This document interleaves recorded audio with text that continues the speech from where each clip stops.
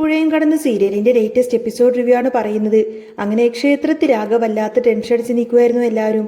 മുഹൂർത്തത്തിന് ഇനി കുറച്ചു സമയം മാത്രമേ ബാക്കിയുള്ളൂ. പക്ഷേ ഇതുവരെയായിട്ടും കല്യാണച്ചക്കൻ ഇങ്ങോട്ടേക്ക് എത്തിയിട്ടില്ല. വിനീതിനെ കാണാതെ വന്നപ്പോൾ എല്ലാവർക്കും ഭയങ്കര അങ്ങ് പേടിയായി തുടങ്ങി.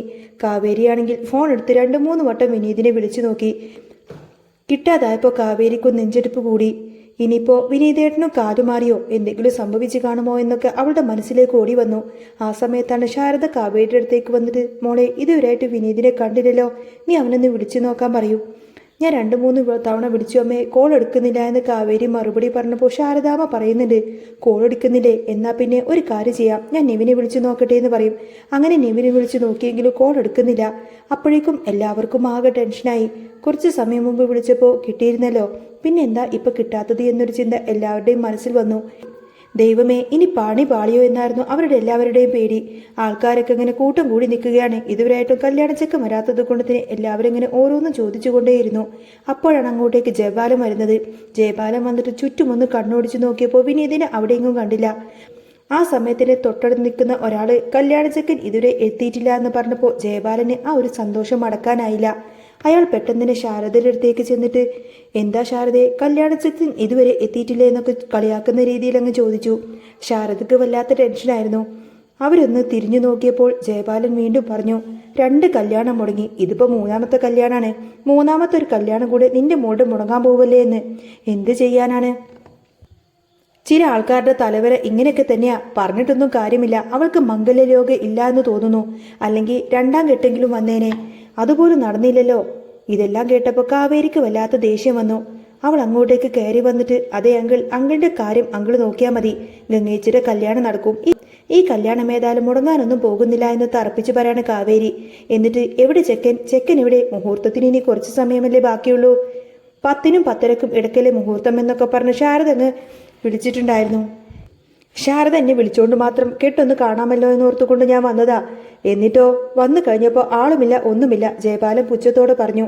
ഈ സമയത്തിന് ശാരദ പെട്ടെന്ന് ഇടപെട്ട് വിനീത് വരുമെന്ന് പറഞ്ഞപ്പോൾ, ഓ വിനീത് വരും പോലും, മുറച്ചക്കനാണ് അവൾ കല്യാണം കഴിക്കുമെന്നൊക്കെ പറഞ്ഞ് അവന് വെല്ലുവിളിച്ച് പറഞ്ഞതാണല്ലോ. എന്നിട്ടിപ്പോ എന്ത് പറ്റി ശാരദയെ, അവന് തോന്നിക്കാണും ഇവളെ കെട്ടിയ എന്താവുമെന്നൊക്കെ, അവൻ അങ്ങ് മുങ്ങിക്കാണുമെന്നൊക്കെ അയാൾ വീണ്ടും പരിഹസിച്ചു പറഞ്ഞു. അല്ലെങ്കിലും ഇവളുടെ കല്യാണമൊന്നും ഒരിക്കലും നടക്കാൻ പോകുന്നില്ല. ഇവളുടെ കല്യാണം തീരുമാനിച്ചപ്പോഴേ ഇവളുടെ അച്ഛൻ മരിച്ചതല്ലേ എന്നൊക്കെ പറഞ്ഞ് അയാൾ ഗംഗയെ വല്ലാതെ അങ്ങനെ കുറ്റപ്പെടുത്തി സംസാരിച്ചു.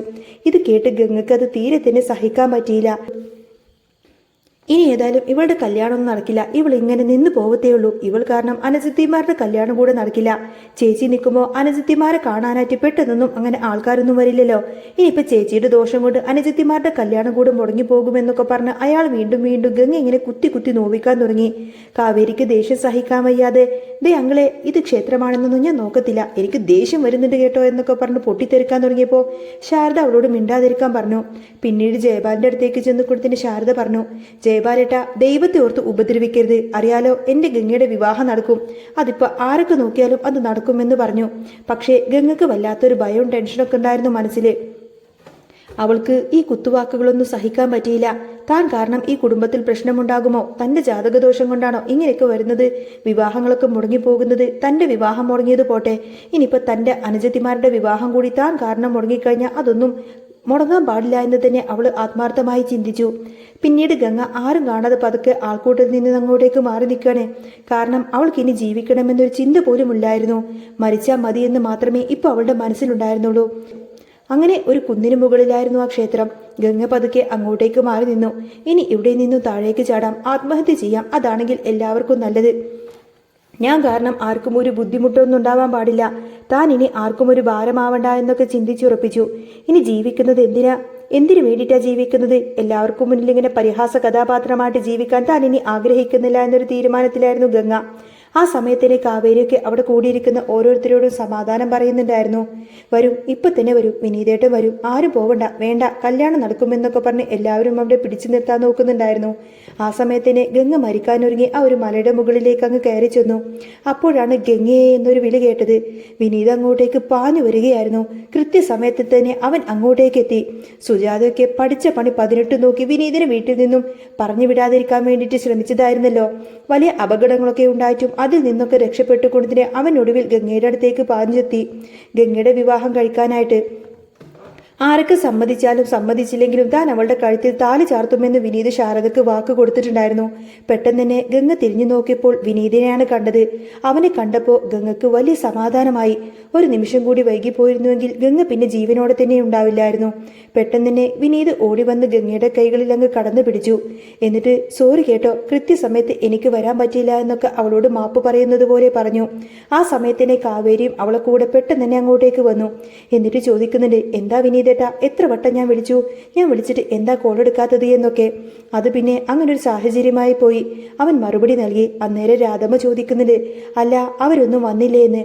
എന്തേ സുജാതയും ഗീതയൊക്കെ എവിടെയെന്ന് ചോദിക്കുന്ന സമയത്ത് തന്നെ അവരൊന്നും വന്നില്ല. അവർക്ക് ഈ വിവാഹത്തിന് ഒട്ടും തന്നെ താല്പര്യമില്ല.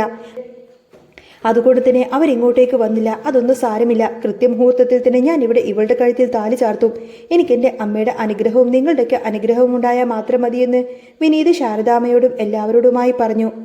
അങ്ങനെ ഈ ഒരു രംഗം കണ്ടപ്പോൾ ജയബാലന് അതൊട്ടും തന്നെ ഇഷ്ടപ്പെട്ടില്ല. ജയബാലൻ ഒട്ടും പ്രതീക്ഷിക്കാത്ത ഒന്നായിരുന്നു അത്. അയാൾക്ക് കർണത്തൊരു അടിയേറ്റതുപോലെയായിരുന്നു.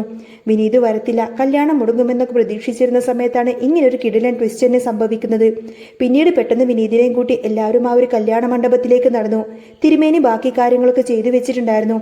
അങ്ങനെ അവരുടെ കല്യാണം നടങ്ങാനൊരുങ്ങുമ്പോഴേക്കും കാവേരി ജയബാലന്റെ അടുത്തേക്ക് ചെന്ന് പറഞ്ഞു, ജയബാലൻ അങ്കിളെ, ഞാൻ പറഞ്ഞില്ലേ എൻ്റെ ഗംഗച്ചിയുടെ വിവാഹം ഇന്ന് നടക്കുമെന്ന്. അതങ്ങനെ മുടങ്ങുന്നൊന്നുമല്ല. ഇപ്പൊ മനസ്സിലായില്ലേ എന്നൊക്കെ ചോദിക്കും. അതെ, ഗംഗയുടെ മുറിച്ചെറുക്കൻ അവളുടെ കഴുത്തിൽ താലി ചാർത്തുമെന്ന് പറഞ്ഞാൽ അത് ചാർത്തിയിരിക്കുമെന്ന് തന്നെ അവൾ ഉറപ്പിച്ചു പറഞ്ഞു.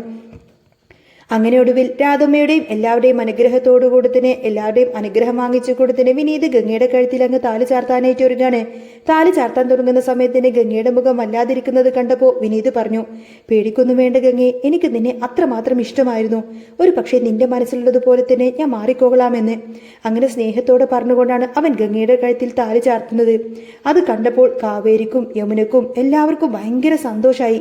അങ്ങനെ കല്യാണമൊക്കെ അതിഗംഭീരമായി തന്നെ നടന്നു. പിന്നീട് ശാരദ ജയബാലിന്റെ അടുത്തേക്ക് ചെന്ന് പറഞ്ഞു, ദേ ജയബാലേട്ട, ആഹാരം കഴിക്കാതെ പോവരുത്, സദ്യ കഴിച്ചിട്ടേ പോവാവുള്ളൂ എന്ന് പറയും. പക്ഷേ ജയബാലൊന്നും മിണ്ടാതെ അവിടെ നിന്നങ്ങ് ഇറങ്ങിപ്പോവാണ് ചെയ്തത്. ശാരദക്ക് മനസ്സിലായി അയാൾക്ക് ഇതൊന്നും തന്നെ ഇഷ്ടപ്പെട്ടില്ല എന്ന്. പക്ഷേ അതൊന്നും കാര്യമാക്കേണ്ട ആവശ്യമൊന്നും അവർക്കില്ലായിരുന്നല്ലോ. അങ്ങനെ അടിപൊളിയായി തന്നെ ആ ഒരു കല്യാണമൊക്കെ കഴിയാണ്. ഒരിക്കലും പ്രതീക്ഷിക്കാത്ത വിധം കല്യാണം മുടങ്ങുന്ന ആ ഒരു അവസ്ഥയിലേക്ക് വരെ കാര്യങ്ങളൊക്കെ എത്തിയിരുന്നുവെങ്കിലും കൃത്യസമയത്ത് തന്നെ വിനീത് എത്തിയത് കൊണ്ട് തന്നെ ആ കല്യാണം വളരെയധികം മനോഹരമായി തന്നെ നടന്നു. അങ്ങനെ അവർ വീട്ടിലേക്ക് പോവാണ്. വിനീതിനെയും ഗംഗനെയും യമുനെയും കാവേരിയും എല്ലാവരും കൂടി ഇങ്ങനെ കെട്ടിപ്പിടിച്ച് കരയായിരിക്കും. ഗംഗക്ക് വല്ലാത്ത ബുദ്ധിമുട്ടും പേടിയൊക്കെ ഉള്ളിലുണ്ടായിരുന്നു. കാരണം സുജാതയുടെ സ്വഭാവം അവൾക്ക് നന്നായിട്ട് അറിയാം. അവിടെ ചെന്ന് കഴിഞ്ഞാൽ എന്തായിരിക്കും എങ്ങനെയായിരിക്കും എന്നൊരു ടെൻഷനൊക്കെ അവളുടെ മുഖത്തുണ്ടായിരുന്നു. അങ്ങനെ ഒടുവിൽ അവരങ്ങോട്ടേക്ക് യാത്രയായി. പക്ഷേ അവിടെ ചെന്ന് കയറിയപ്പോൾ സുജാതക്കും ഗീതക്കുമൊക്കെ ഗംഗയെ ഒട്ടും തന്നെ അംഗീകരിക്കാൻ പറ്റുന്നില്ല. എനിക്കറിയായിരുന്നു നീ ഇവിടെ കല്യാണം കഴിച്ചിട്ട് ഇങ്ങോട്ടേക്ക് കൊണ്ടുവരുമെന്നൊക്കെ. എങ്ങനെ തോന്നിയടാ നിനക്ക് ഇങ്ങനെയൊക്കെ ചെയ്യാനായിട്ട്? നിനക്ക് നാണമുണ്ടോ, ഉളുപ്പുണ്ടോ? എന്നാലും ഇത്രയും കാലം ഞാൻ നിന്നെ വളർത്തി വലുതാക്കിയതല്ലേ. എൻ്റെ മോൻ എന്നെ തേച്ചിട്ട് ഇവളുടെ പിന്നാലെ പോയില്ലേ? നിനക്ക് നാണമുണ്ടോടാ നിന്റെ അമ്മയെ ഇങ്ങനെ തള്ളി പറയാനായിട്ട്? നീ എൻ്റെ മകരല്ല, എനിക്ക് നിന്നെ കാണണ്ട എന്നൊക്കെ പറഞ്ഞ് സുജാത അവനോട് വല്ലാതെ ദേഷ്യപ്പെടാൻ തുടങ്ങി. അന്നേരം വിനീത് സങ്കടത്തോടെ പറഞ്ഞു, അമ്മേ അങ്ങനെയൊന്നും പറയരുത് അമ്മേ, എനിക്ക് ഇവളെ ഇഷ്ടമായതുകൊണ്ടല്ലേ. ഇഷ്ടം? ഇവളെ പോലൊരുത്തിയെ കല്യാണം കഴിച്ചുകൊണ്ട് വരാനല്ലേടാ നിന്റെ അമ്മയും സഹോദരിയൊക്കെ നീ വെറുപ്പിച്ചത്. എങ്ങോട്ടാന്ന് വെച്ചാൽ നീ പോയിക്കോ, ഇങ്ങോട്ടേക്ക് കയറണ്ട എന്നൊക്കെ സുജാത വീണ്ടും ആക്രോശിച്ചു. ഇതൊക്കെ കേട്ടപ്പോൾ വിനീതിന് വല്ലാത്ത സങ്കടമായി. കാവേരിയും കൂടെ വന്നിരുന്നല്ലോ. അവരൊക്കെ ഇത് കേട്ടിട്ട് ഒന്നും ഇങ്ങനെ മിണ്ടാതെ നിൽക്കുകയാണ്. അവർക്കും ഭയങ്കര വിഷമമായി പോയി ഇങ്ങനെയൊക്കെ പറയുന്നത് കേട്ടപ്പോൾ. അന്നേരം കാവേരി ശാരദയോട് പറഞ്ഞു, അമ്മേ ഒരു കാര്യം ചെയ്യാം, വിനീതേട്ടനെയും ചേച്ചിയും നമുക്ക് നമ്മുടെ വീട്ടിലേക്ക് കൊണ്ടുപോയാലോ? എന്തിനാ ഇവിടെ വെറുതെ? നമുക്കൊരു വീടുണ്ടല്ലോ, മുറികളുമുണ്ടല്ലോ, പിന്നെന്താന്ന് ചോദിക്കും. ശാരദ അത് സമ്മതിച്ചു. ശാരദക്കും അത് പൂർണ്ണ സമ്മതമുള്ള കാര്യമായിരുന്നു. കാരണം കല്യാണം കഴിഞ്ഞ് സാധാരണ ഭർത്താവിന്റെ വീട്ടിലേക്കാണല്ലോ പെൺകുട്ടികൾ വരേണ്ടത്. അതുകൊണ്ട് മാത്രമാണ് അങ്ങോട്ടേക്ക് വന്നത്. അല്ലാതെ ഒരു കാരണവശാലും ശാരദക്ക് അങ്ങോട്ടേക്ക് പറഞ്ഞുവിടാൻ ഒട്ടും തന്നെ താല്പര്യമില്ലായിരുന്നു. കാരണം ശാരദാമ്മക്കറിയായിരുന്നു സുജാതയുടെ സ്വഭാവം എന്താണെന്നൊക്കെ. പിന്നീട് ശാരദ മുന്നോട്ട് വന്ന് പറഞ്ഞു, നിങ്ങൾ ധൈര്യമായിട്ട് ഞങ്ങളുടെ വീട്ടിലേക്ക് പോരും മക്കളെ, ഒന്നുകൊണ്ട് പേടിക്കണ്ട, അവിടേക്ക് പോര്. അവിടെ നിങ്ങളെ ആരും ഇറക്കി വിടത്തൊന്നുമില്ല. വിനീതിന് പിന്നെ വേറൊന്നും ആലോചിക്കാനും ഉണ്ടായിരുന്നില്ല. കാരണം അവനെ വീട്ടിൽ കയറ്റാൻ സുജാതാൻ്റെ സമ്മതിക്കുന്നില്ല. അപ്പൊ പിന്നെ എന്ത് ചെയ്യും? ഒന്നുകിൽ ഒരു വാടക വീടെടുത്ത് ഗംഗയെ കൊണ്ട് മാറി താമസിക്കണം, അല്ലെങ്കിൽ പിന്നെ ഒരു വഴിയുള്ളത് ഇവരെല്ലാം പറഞ്ഞതുപോലെ തന്നെ ഗംഗയുടെ വീട്ടിലേക്ക് പോവുക എന്ന് മാത്രമായിരുന്നു. അങ്ങനെ മറ്റു നിവൃത്തിയില്ലാത്തത് കൊണ്ട് സുജാത വീട്ടിൽ കയറ്റാത്തത് കൊണ്ട് തന്നെ ഗംഗയെ കൂട്ടിക്കൊണ്ടതിന് വിനീത് നേരെ ഗംഗയുടെ വീട്ടിലേക്ക് തന്നെ തിരിച്ചു പോവാണ്. അങ്ങനെ ആ ഒരു പ്രശ്നങ്ങൾക്കിടയിലും അവർ ഒരുമിച്ച് പുതിയൊരു ജീവിതം തുടങ്ങാനുള്ള യാത്രയിലായിരുന്നു. ഗംഗയുടെ ജീവിതത്തിലേക്ക് വിനീത് കയറി വന്നതോടുകൂടെ പിന്നീട് അങ്ങോട്ടേക്ക് വമ്പൻ ട്വിസ്റ്റ് നിറഞ്ഞ എപ്പിസോഡുകളൊക്കെ തന്നെയാണ് കേട്ടോ വരാൻ പോകുന്നത്. അപ്പോൾ നിങ്ങൾക്ക് ഈ ഒരു ചാനൽ ഇഷ്ടമാവുകയാണെങ്കിൽ സബ്സ്ക്രൈബ് ചെയ്യാനും സപ്പോർട്ട് ചെയ്യാനും മറക്കല്ലേ. നെക്സ്റ്റ് വീഡിയോ ഉടനെ വരാം.